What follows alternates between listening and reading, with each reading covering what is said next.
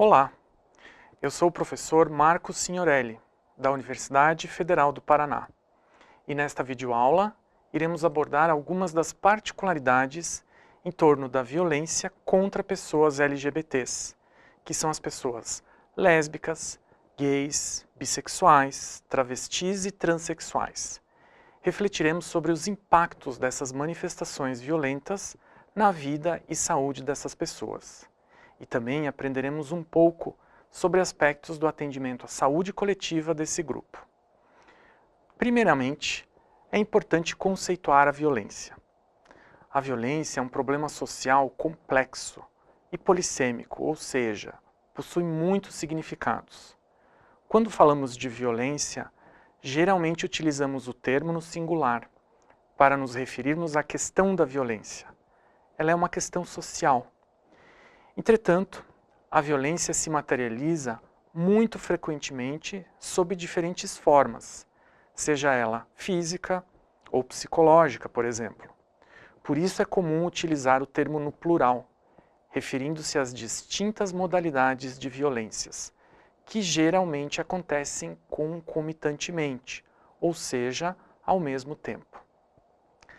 Nesta apresentação, trazemos o conceito de violência proposto pela Organização Mundial da Saúde, em 2002. A violência é então definida pela Organização Mundial da Saúde como o uso intencional da força ou poder em forma de ameaça ou efetivamente contra si mesmo ou outra pessoa ou grupo ou comunidade, e ocasionando grandes probabilidades de ocasionar lesão, morte, dano psíquico, alterações do desenvolvimento ou privações. Portanto, a violência pode manifestar-se contra si mesmo, contra outra pessoa ou grupo. E por ser um tema complexo, a violência não é objeto próprio de nenhum setor específico. Porém, ela se torna um tema mais ligado à área da saúde, por estar associada à qualidade de vida, pelas lesões físicas, psíquicas e morais que ela acarreta, e também pelas exigências de atenção e cuidados por parte dos serviços. Com relação à tipologia da violência, ou seja, os tipos de violência, a Organização Mundial da Saúde propõe 3 categorias. A primeira é denominada autoinfligida, ou também chamada autoprovocada. Esse tipo de violência é quando a própria pessoa pratica um ato violento contra ela mesma. Como exemplos, destacam-se as automutilações e o suicídio, inclusive as suas tentativas.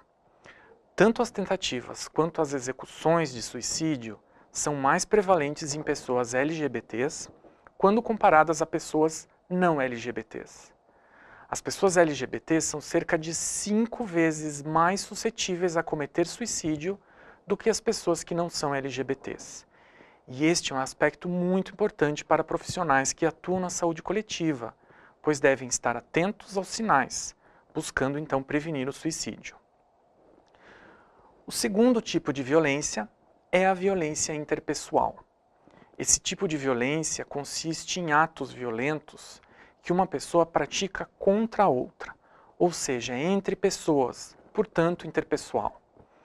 Esse tipo de violência pode acontecer tanto nas ruas por meio de agressões, assaltos, sequestros ou homicídios, sendo o homicídio o ápice dessa forma de violência. É comum pessoas LGBT sofrerem esse tipo de agressão nas ruas, pelo simples fato de não corresponder a um ideal ou a norma de masculinidade ou feminilidade esperado pela sociedade. A violência interpessoal pode também acontecer dentro de casa, e neste caso é denominada de violência doméstica. Em muitas situações, as primeiras vivências de violência que as pessoas LGBT sofrem ocorrem dentro de casa, por parte dos pais, dos padrastos, dos irmãos, que muitas vezes não aceitam ou não respeitam a sua orientação sexual ou a sua identidade de gênero. E o terceiro tipo de violência é a violência coletiva, que acomete grupos ou coletividades da população, seja por conflitos armados, por guerras ou chacinas, e pode também acometer pessoas LGBTs, embora seja menos comum, mas tem um grande potencial destruidor. Um exemplo emblemático recente foi o assassinato em massa que aconteceu em uma casa noturna, na cidade de Orlando, nos Estados Unidos, em 2016, que vitimou dezenas de jovens LGBTs que foram assassinados. Quanto à natureza da violência, ela pode ser classificada como violência física, que é quando se manifesta por meio de socos, pontapés, tapas, empurrões, enfim, qualquer ato que agrida a integridade física da pessoa. Mas ela pode ser também psicológica, ou também denominada violência moral, que inclui a agressão psicológica, a humilhação ou ainda a violência verbal, o xingamento, e que muitas vezes tem um potencial lesivo tão severo quanto a violência física, pois afeta a autoestima e também questões da saúde mental. Um outro tipo é a violência sexual, que consiste em qualquer ato que atente contra as questões sexuais da pessoa. Um exemplo emblemático é o estupro, ou o estabelecimento de relações sexuais não consentidas.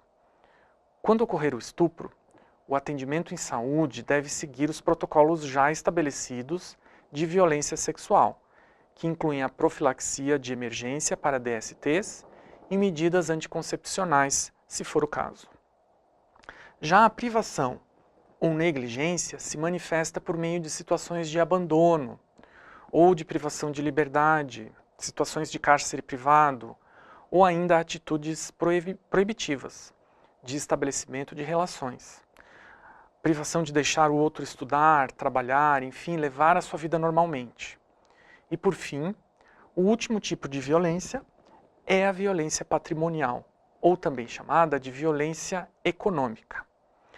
Esse tipo ocorre quando o agressor confisca o dinheiro da vítima, ou seus bens materiais, ou então quando quebra algum de seus pertences, ou quando retém seus documentos. Isso faz com que a vítima não possa obter ajuda, por exemplo, em serviços de apoio da rede, pois não dispõe de seus documentos, ou se não dispõe de recursos, por exemplo, para usar o transporte público e chegar até algum serviço da rede de apoio, tornando-a, muitas vezes, dependente financeiramente de seu agressor. Algumas particularidades a respeito das violências contra pessoas LGBTs. Primeiramente, cabe ressaltar que essas violências são baseadas no gênero. As questões de gênero são construtos sociais que revelam as assimetrias das relações de poder que existem entre homens e mulheres, entre hétero e homossexuais, e assim por diante. Essas diferenças foram construídas ao longo da história. São, portanto, construções histórico-sociais e que envolvem relações de poder, ou melhor, de desigualdade de poder. As pessoas LGBTs, elas também são vitimizadas pela violência de gênero, uma vez que heterossexuais não sofrem pauladas ou pedradas nas ruas pelo simples fato de serem heterossexuais. Já as LGBTs sofrem desde piadas, chacotas, até agressões físicas e inclusive são assassinadas pelo simples fato de serem LGBTs. Atualmente, se utiliza o termo LGBTfobia para nomear essa forma de aversão, de raiva, nojo, ódio que se manifesta contra pessoas LGBTs. Veja que mesmo recebendo o nome de fobia, não é categorizado como um medo que se tem das pessoas LGBTs, mas sim uma aversão, carregada de preconceito e ódio contra LGBTs. O termo LGBTfobia é, portanto, um termo guarda-chuva que vem sendo proposto em contraponto aos termos homofobia, que é a aversão a gays, homossexuais, lesbofobia, que é contra lésbicas, bifobia, contra bissexuais, e transfobia, que é a aversão às pessoas trans, que são travestis e transexuais. As manifestações LGBTfóbicas, elas são motivadas pelo simples fato de a pessoa ser LGBT. Ou seja, a pessoa não estava provocando ninguém, ameaçando ninguém ou roubando ninguém. Mas só pelo fato de ela existir, ela sofre a violência LGBTfóbica por indivíduos ou por grupos carregados de ódio que destilam a sua raiva muitas vezes na primeira pessoa LGBT que vem pela frente. A LGBTfobia é análoga ao racismo, que consiste no ódio que algumas pessoas sentem pelo simples fato da cor da pele da outra pessoa. Os crimes LGBTfóbicos são quase sempre carregados de muita crueldade. Quando se trata de um assassinato, não atiram apenas para matar, mas sim para desfigurar. Esquartejam, cortam o corpo em pedacinhos, furam os olhos, costuram os órgãos genitais dentro da boca, torturam, enfim, numa nítida demonstração de poder, castigo, dominação e submissão. As manifestações LGBTfóbicas podem incluir desde piadinhas e chacotas, muito comum em pessoas LGBTs em idade escolar, até o chamado estupro corretivo, que é praticado contra as mulheres lésbicas. O estupro corretivo é aquela forma de estupro em que o homem acredita que estuprando a mulher lésbica irá, entre aspas, curá-la, corrigir a sua homossexualidade, como se isso fosse uma doença. O estuprador acredita que ela virou lésbica, pois não teve uma relação sexual com um homem, entre aspas, macho de verdade. É interessante observar que a LGBTfobia não ataca somente pessoas LGBTs. É cada vez mais comum pessoas que não são LGBTs, mas são confundidas com LGBTs e por isso apanham. Há um caso muito emblemático de um pai e filho que andavam abraçados em uma festa no interior de São Paulo, em uma demonstração fraternal de afeto. Foi então que um grupo de homofóbicos achou que os dois eram um casal gay e bateram nos dois, inclusive arrancaram a orelha de um deles.